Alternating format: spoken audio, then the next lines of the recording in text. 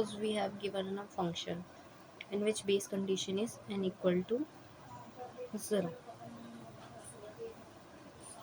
The recursive function will stop when our base condition will satisfy. It means when our n value becomes 0, then our function will return back.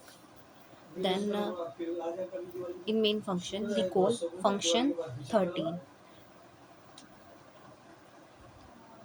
Function 13, then our function 13, our if n equals to 0 and not equals to 0, n equals to 13, then it will not satisfy the base condition, then it called function n by 2. Function n by 2 means function 13 by 2, and we know that 2 by 13 and 2 6 12, 6 point something, and we call function 16. Then 6 6 by 2, yeah, function 3, and 3 by 2 function 1, and then function 0. Then we know that we what we know that then function 13 is not complete now, not function 6 is not complete, function 3 is not complete, and function 1 is also not complete. Then in recursion we know that then for last function will complete first, then it complete, then it complete, then it complete, then it complete.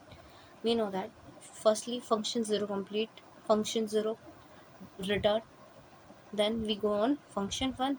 What function will say? Function will say that cout n percentile 2, then it percentile 1, it print 1. Then we will, then function 1 will complete, then we return, and then our function 3 will complete, and then function 3 will return the value 1, and then function 3 is complete, then we return back on function 6. Our function 6 will say that print 0, because 6 percentile 2 completely divide by 2, there is no remainder, then it returns 0. And then when we go on 13 by 6, it returns 1 as a remainder. And in recursor, firstly function 1 will execute, then it print 1, then function 3 will execute 2, then 1 print, then function 6 will execute, then 0 print, and then function 13 execute, then it print 1. It means it print in reverse order. And that's our answer, 110